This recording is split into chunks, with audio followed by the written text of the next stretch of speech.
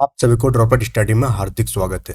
ये ईवीएस का second class है। फर्स्ट क्लास का लिंक जो है हम आपको डिस्क्रिप्शन बॉक्स में प्रोवाइड कर दिए है, वहाँ से आप फर्स्ट क्लास को देखिए, उसके बाद आप सेकंड क्लास को देखेंगे तो आपका जो प्रिपरेशन है एक होलिस्टिक लेवल पर प्रिपरेशन हो जाएगा। तो जो आपका सेकंड क्लास है इसमें हम लोग बात करेंगे द प्लांट फेरी। आपका क्लास 3 का जो ईवीएस का बुक है उसका सेकंड चैप्टर है। कौन सा चैप्टर है? सेकंड चैप्टर है क्लास 3 के ईवीएस का। तो क्लास 3 का जो ईवीएस है आपका जो सेकंड चैप्टर है उस चैप्टर का नाम दिया गया द प्लांट फेरी। इस चैप्टर से बहुत सारे क्वेश्चंस पूछे जाने के संभावना है आपका ईवीएस केवीएस के एग्जाम में, क्योंकि ये जो चैप्टर है आपको डील करती है प्लांट अवेयरनेस से, यानी कि पौधे के प्रति जागरूकता पर इस चैप्टर पर डील किया गया है। तो हम लोग सभी डेली लाइफ में प्लांट्स देखते हैं और प्लांट्स से रिलेटेड कुछ इंपॉर्टेंट इन्फॉर्मेशन, कुछ ऐसे चीजें रोचक जानकारियां इस चैप्टर में दी गई है जो एग्जाम पॉइंट ऑफ व्यू से आपके लिए इंपॉर्टेंट है। सबसे पहले आपको जो चीज़ जानना जरूरी है वो क्या है कि जितने भी प्लांट्स होते हैं वो क्या होते हैं? ऑटोट्रोपिक होते हैं, यानी कि स्वपोषी होते हैं। स्वपोषी उन जीवों को हम लोग कहते हैं जो अपने खाना खुद बना सकते हैं। जैसे हम लोग स्वपोषी नहीं है क्योंकि हम लोग अपने खाना जो है खुद नहीं बना सकते हैं, बट पौधे जो है, प्लांट्स जो है, वे अपने खाना खुद बना सकते हैं।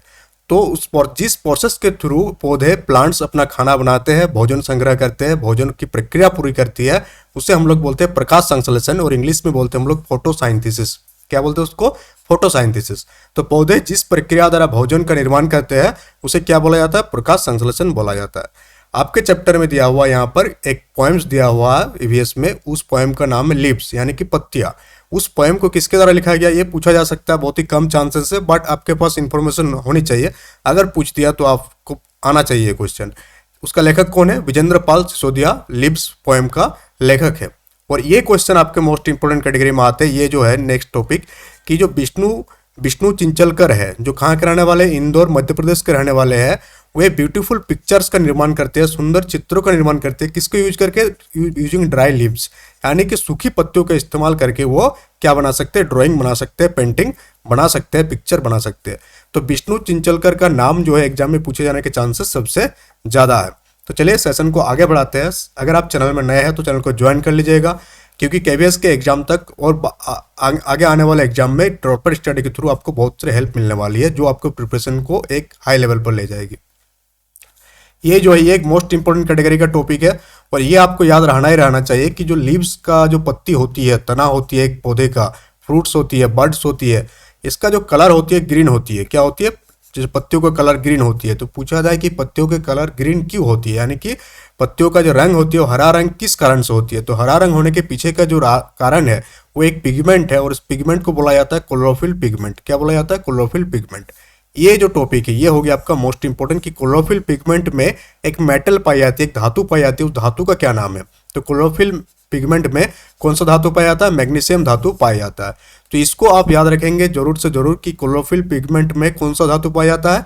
मैग्नीशियम धातु पाया जाता है। इस चैप्टर का सबसे हाई लेवल का क्वेश्चन माना जाए तो इसको माना जा सकता है कि पत्तियों में कौन सा धातु पाया जाता है? जो क्लोरोफिल पिगमेंट होती है उसमें कौन सी धातु पाई जाती है? मैग्नीशियम धातु पाई जाती है। तो चलिए सेशन को आगे बढ़ाते हैं। कुछ यहाँ पर पत्तियों का नाम है और उसका यूज है। जैसे हम लोग जानते हैं तंबाकू की एक पत्ती है जिसका यूज किया जाता है धार्मिक उद्देश्यों में, और जो लोग तंबाकू खाते हैं उसको हम लोग ड्रग्स में गिनती करते हैं, तो ड्रग्स में भी तंबाकू का यूज किया जाता है। उसके बाद जो लिग्यूम्स और ग्रेन होती है, यानी कि फल और सब्जियां अनाज होती है, उसको हम लोग भोजन के लिए करते हैं यूज, और पेय पदार्थ बनाने के लिए उसका इस्तेमाल हम लोग करते हैं। फिर जो बीटल हो गया, यानी कि पान का इस्तेमाल कहाँ कहाँ होती है? धार्मिक उद्देश्यों में, और पान हम लोग खाते भी है तो खाने के लिए भी पान का इस्तेमाल करते हैं। फिर आपका सेंटालूम जो है वो ऑयल के लिए और परफ्यूम बनाने के लिए हम लोग सेंटालूम का इस्तेमाल करते हैं। फिर जैस्मिन और लेवेंडर का यूज हम लोग परफ्यूम बनाने के लिए करते हैं। ये बहुत ही छोटे छोटे इन्फॉर्मेशन है जो आपके पास होनी चाहिए। फिर कुछ पत्तियों का नाम है जिसके बारे में लिखा गया क्या है ये, जैसे सिनकोना एक कुनन कैटेगरी का है। केसर क्या है? केसर मसाला की कैटेगरी में आ जाता है। हल्दी जो हम लोगों का टर्मरिक है वो किस कैटेगरी में आ जाती है? स्पाइसेस, यानी कि मसाला की कैटेगरी में आ जाएगा। जो लौंग हो गया वो किस कैटेगरी में आ जाएगा? स्पाइसेस की कैटेगरी में आ जाएगा। आपका क्यूमिन यानी कि जीरा मसाला की कैटेगरी में आ जाएगा। जो अदरक हो गया ये भी आपका मसाला के कैटेगरी में आ जाएगा। फिर जो दालचीनी है, दालचीनी भी आपका मसाला के कैटेगरी में आ जाएगा। अब हम लोग देखेंगे डिवीजन ऑफ प्लांट्स, यानी प्लांट्स का वर्गीकरण किस बेसिस पर? उसका हाइट और अपीयरेंस के बेसिस पर, कि किस प्रकार वो दिखता है और उसका हाइट क्या है। तो हाइट एंड अपीयरेंस के बेसिस पर हम लोग मेनली 3 टाइप में डिवाइड करते हैं। पहले हर्ब्स, पहले क्या होती है? हर्ब्स को हम लोग हिंदी में क्या बोलते हैं? जड़ी बूटी कैटेगरी के पौधे। सेकंड हो गया जो झाड़ियाँ होती है, इसका साइज छोटी छोटी होती है, आप लोग देखे होंगे गाँव घर में झाड़ियाँ रहती है। और थर्ड कैटेगरी है पेड़ जो कि बड़े होते हैं, ठीक है। ये हो गया हाइट एंड अपीयरेंस के अकॉर्डिंग। फिर इसको और दो टाइप करते हैं हम लोग, जिसे हम लोग बोलते हैं क्लाइंबर्स, यानी कि जो लता होती है और पर्वतारोही होती है, क्लाइंबर्स एंड क्रीपर्स, जो लता वगैरह हो गया उसमें हम लोग डिवाइड किए उसको। तो according to height and appearance हम लोग लगभग 5 प्रकार में डिवाइड कर सकते हैं, जिसमें से herbs, shrubs, trees, climbers and creepers आपका हो गया। अब जो कैटेगरी आएगा ये आपके इंपॉर्टेंट कैटेगरी हो जाएगा, division of plants on the basis of habitats, यानी कि आवास के आधार पर। ये लगभग 7 टाइप यहाँ और मिसिंग है, यहाँ पर लगभग 7 टाइप का है। तो पहला टाइप हम लोग देखेंगे on the basis of habitats. तो पहला टाइप हो गया आपका जेरोफाइट्स प्लांट्स। कौन सा प्लांट्स? जेरोफाइट। इन सब से क्वेश्चन आने के चांसेस ज्यादा है। तो जेरोफाइट्स प्लांट्स को हम लोग क्या बोलते हैं? डिजर्ट प्लांट बोलते हैं। क्या बोलते हैं? जेरोफाइट्स प्लांट को हम लोग डिजर्ट प्लांट के नाम से भी जानते हैं। इसका एग्जांपल क्या क्या हो जाएगा? जैसे ऑस्ट्रेलियन ओक हो गया, खेजड़ी हो गया जो कि राजस्थान में पाया जाता है, और राजस्थान में खेजड़ी वृक्ष जो है बहुत ही इंपॉर्टेंट रोल प्ले करता है राजस्थान की संस्कृति में। फिर हो गया कैटस हो गया, ये सारे जेरोफाइट्स की कैटेगरी में आते हैं। कौन सा प्लांट है? जेरोफाइट्स है, जिसे हम लोग रेगिस्तानी पौधे के नाम से भी जानते हैं। तो आपसे एग्जांपल पूछा जा सकते हैं कि इनमें से कौन सा जेरोफाइट्स नहीं है, तो 3 दे देगा और एक दूसरा प्लांट्स का नाम दे देगा, तो उस प्लांट्स का नाम आपको आंसर टिक करके आना है। तो आपको क्लास समझ में आ रहा है ना, जिस टाइप से पढ़ाया जा रहा है उसी टाइप के क्वेश्चन आपको केवीएस में पूछे जाने के चांसेस है।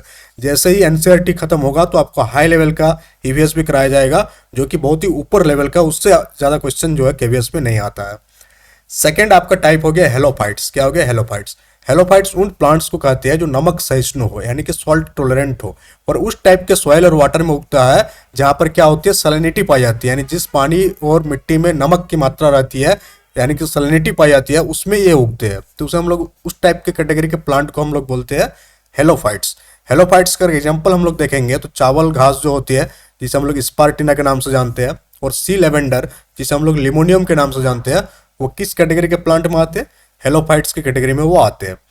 थर्ड टाइप हम लोग देखेंगे हाइड्रोफाइट्स। हाइड्रोफाइट्स उस कैटेगरी के प्लांट को कहते हैं जो पानी में उगते हैं। कहाँ पाए जाते हैं? पानी में पाए जाते हैं। जैसे कि जलकुंभी। जलकुंभी कहाँ पाए जाते हैं? जलकुंभी आपको मिट्टी में नहीं उगेगा, वो आपको कोई पानी के स्रोत में ही उगेगा। तो यानी पानी में उगने वाले प्लांट्स को हम लोग क्या बोलते हैं? हाइड्रोफाइट्स बोलते हैं। जैसे लोटस के पौधे हो गया, मनी वाट हो गया, तो ये सारे कैटेगरी किस में आ जाएगा? हाइड्रोफाइट्स में आ जाएगा। सारा एग्जाम्पल, और आपको याद रखना है कि हाइड्रोफाइट्स किससे बिलोंग करता है? वाटर से। हाइड्रो मतलब वाटर होती है। हाइड्रो मतलब क्या? वाटर से बिलोंग करने वाले चीजों को हम लोग बोलते हैं हाइड्रो। तो हाइड्रोफाइट्स क्लियर हो गया आपको। अब चौथा आपको आता है सियोफाइट्स। क्या आता है? सियोफाइट्स। तो सियोफाइट्स प्लांट्स उन प्लांट्स को कहते हैं हम लोग जो क्या होते हैं? शेड लविंग होते हैं, यानी कि छाया प्रेमी होती है। ये सारे प्लांट्स होते हैं छाया में ही उगते हैं। जैसे कुछ फर्न्स हो गया, कुछ फर्न हो गया, सम फर्न्स जो है वो छाया में ही उगते हैं। तो छाया प्रेमी पेड़ पौधे को हम लोग किस नाम से जानते हैं? सियोफाइट्स के नाम से जानते हैं। किस नाम से? सियोफाइट्स से। तो ये सारे नेम आपको याद रखना है। 5 नंबर में आ जाएगा हेलियोफाइट्स कैटेगरी के प्लांट, जिसे हम लोग बोलते हैं सन स्ट्रोक प्लांट्स। जैसे कि सॉफ्ट वेलक्रो आदि क्या है? सन स्ट्रोक प्लांट्स है। फिर छठा कैटेगरी में आ जाएगा इपीफाइट्स, यानी कि ये प्लांट्स कहाँ ग्रो होती है? दूसरे प्लांट के ऊपर ग्रो होती है। These plants grow on other plants, दूसरे प्लांट के ऊपर ग्रो हो जाते हैं। जैसे ऑर्चिड हो गया, स्पेनिश हो गया, मोसेट हो गया, ये सारा हम लोगों का कैटेगरी में आ जाएगा, इपीफाइट्स की कैटेगरी में आ जाएगा। दूसरा टाइप 7 नंबर लास्ट टाइप्स है अकॉर्डिंग टू द हैबिटेट्स, वो क्या हो गया? मेसोफाइट्स। तो मेसोफाइट्स जो है ना, इष्टतम कंडीशन यानी ऑप्टिमम कंडीशन में उगने वाले पौधे को हम लोग मेसोफाइट्स बोलते हैं। जैसे कि नीम हो गया, बरगद हो गया, इन सबको उगाने के लिए, इन सब का पेड़ को उगाने के लिए आपको एक बढ़िया कंडीशन देना होगा, ऑप्टिमम कंडीशन में ही उगेगा। ऐसा नहीं कि बरगद का पेड़ आप दूसरा कंट्री में जाकर लगा देंगे वो लग जाएगा, नहीं लगेगा। बरगद का पेड़ जनरली जो इंडिया का मिट्टी है उसी में लगती है। उसके बाद हम लोग चलेंगे, तो बस आपका सेशन इतना तक ही था।